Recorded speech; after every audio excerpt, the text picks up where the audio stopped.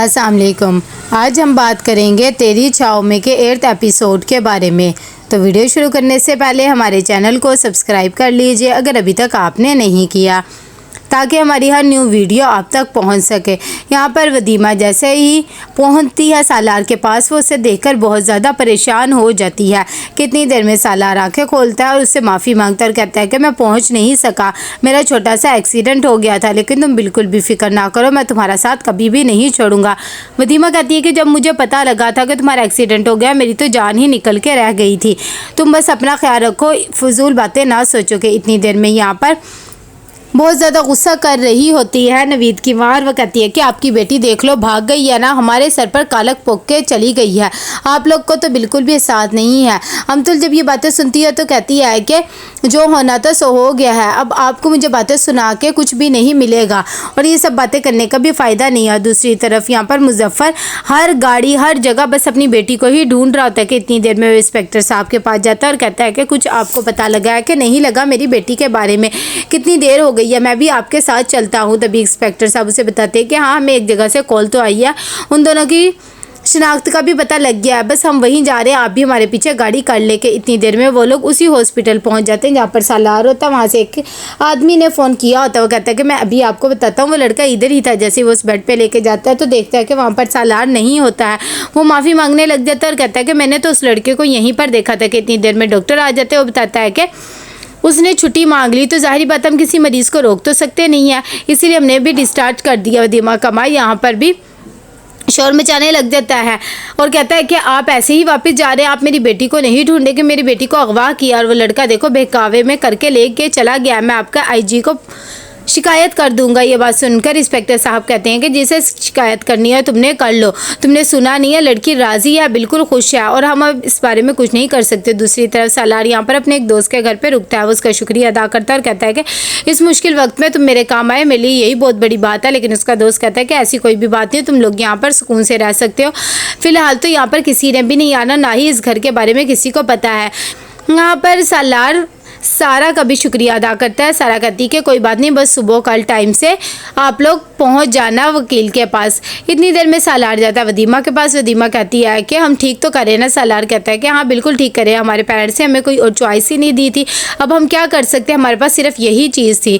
दूसरी तरफ यहाँ पर बहुत ज़्यादा परेशान होता है मुजफ्फर। वो पुलिस वालों को कहता है कि आप कुछ भी करें, बस मेरी बेटी को उसके चुंगल से निकाल ले, मैं कह रहा हूँ ना उस खबीस ने मेरी बेटी को बहकाया हुआ है। इंस्पेक्टर साहब कहते हैं कि हमें तो बिल्कुल भी ऐसा नहीं लग रहा और लड़की बिल्कुल राज़ी लग रही है, लेकिन फिर भी सुबह हम जब जाएंगे अदालत तो पता लग जाएगा सब सच क्या और झूठ क्या है। कि इतनी देर में वो कहते हैं कि इसके दोस्त वगैरह को भी हमने पकड़ के रखा हुआ है, हर कुत्ते बिल्ली हर चीज़ से पूछ लिया, लेकिन उसका कोई पता नहीं लग रहा। समीर कहता है कि वो दोनों एक दूसरे से मोहब्बत करते हैं और कल कोर्ट में वो कोर्ट मैरिज भी कर लेंगे। ये बात सुनकर उसका बाप कहता है कि अब देख रहे हैं ना, अब तो पुलिस वाला कहता है कि अब सुबह ही कुछ पता लगेगा।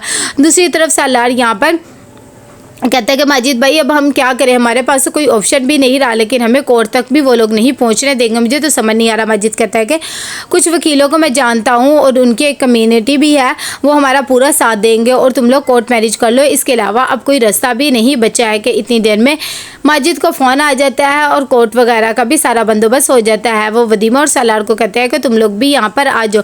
जैसे ही वो लोग कोर्ट पहुँचते हैं तभी माजिद बाहर से देखता है कि सारे मामला ठीक वगैरह है ना। कि इतनी देर में उसकी नज़र उसके बाप पे भी पड़ती है वदीमा के। दूसरी तरफ वदीमा भी सालार के साथ कोर्ट में आ रही होती, जैसे वो अपने बाप को देखती है तो हकी बकी रह जाती है, लेकिन वो सिर्फ सालार के साथ ही रहती है। उसका बाप भी उसे देखकर बहुत ज़्यादा गुस्से में आ जाता है।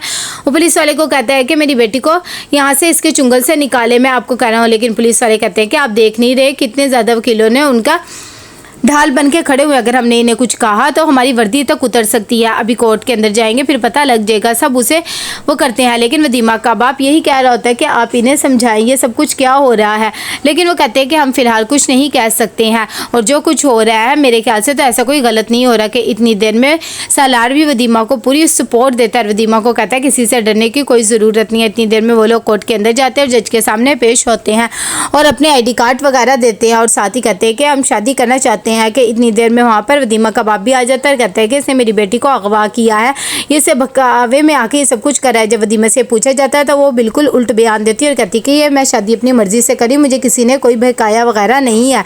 कितनी देर में जज भी जब ये बात सुनता है तो कहता है कि यहाँ से चले जाओ, बच्ची खुद अपनी राजी खुशी ये शादी कर रही है। कि इतनी देर में जब सालार की बात सुनकर आ जाता है तो वदीमा का बाप बहुत ज़्यादा गुस्से में तो पुलिस वाले को कहता है, लेकिन वो उसकी बात एक भी नहीं मानते हैं। यहाँ पर जब दोनों निकाह करके घर आ जाते हैं तो वदीमा कहती है कि मुझे बहुत ज़्यादा डर लग रहा है, मैंने ऐसा तो नहीं चाहता। सालार कहता है कि मैंने भी ऐसा नहीं चाहता, लेकिन घर वालों ने हमारे पास कुछ मौका ही नहीं छोड़ा। कि इतनी देर में उनके दोस्त वगैरह भी आ जाते हैं। सालार अपने दोस्तों से मिलता है तो बहुत ज़्यादा खुश हो जाता है, वो भी उसे मुबारकबाद देते हैं और कहते हैं कि अब तो सब ठीक हो गया है। यहाँ पर अमतुल मुजफ्फर को कहती जो होना तो हो गया, अब तो उसका निकाह हो गया है, हम यही सोचेंगे कि हमारी कोई औलाद ही नहीं थी, आप बिल्कुल भी टेंशन ना ले, अब जो होना था सो हो गया, अब उसके बारे में सोचें क्या ज़रूरत है। तो मुजफ्फर कहता है ऐसा हरगिज़ नहीं, मैं अपनी बेटी को वापस लाऊंगा और ये निकाह ख़त्म करूँगा और उसकी दोबारा से रुखसती करवाऊँगा और वहीं पर करवाऊँगा जहाँ पर मैं चाहता हूँ। इतनी जल्दी तो मैं हार नहीं मानूंगा, ये बात याद रखना। दूसरी तरफ यहाँ पर बहुत ज़्यादा परेशान होते हैं नवीद के पेरेंट्स भी, वो भी कह रहे होते हैं कि अब हम क्या करेंगे। नवीद कहते हैं कि जो उसने मेरी इंसल्ट करी है और जो कुछ मेरे साथ किया, जब तक मैं उसका बदला नहीं लूँगा मैं बिल्कुल भी चैन से नहीं बैठूंगा। उसकी अम्मी कहती है कि ये बात तो बिल्कुल ठीक है, तुम उससे बदला लेकर ही रहना और अगर तुम उससे अपना बदला लोगे तो ये बहुत ही अच्छी बात होगी। नवीद भी कहता है कि हाँ बिल्कुल ऐसा ही है। सारा यहाँ पर आती है और वदीमा को बहुत प्यारी सी दुल्हन बनाती है और उसे कहती है अब तुम्हें डरने की ज़रूरत नहीं, सब कुछ ठीक हो रहा है ना, अब तो तुम दोनों की शादी भी हो गई है। कि यहाँ पर सालार आता है वदीमा के पास और आकर उसे मुँह दिखाई में कंगन देता है और साथ ही वो बहुत ज़्यादा खुश होता है। लेकिन वदीमा थोड़ी सी टेंशन में होती है और कहती है कि तुम्हारे साथ तो मैं बहुत ज़्यादा खुश हूँ, लेकिन मैं अपने बाप से माफ़ी मांगना चाहती हूँ, मैं हरगिज़ नहीं चाहती थी कि इस तरह हम दोनों एक दूसरे के साथ में आएंगे। सालार कहता है कि चाहता तो मैं भी नहीं था, लेकिन घर वालों ने हमें कोई और मौका ही नहीं दिया, ना ही हमारे लिए कोई और चॉइस छोड़ी थी। तो कैसा लगा आपको एपिसोड, लाइक शेयर करके लाजमी बताइएगा। अल्लाह हाफिज़।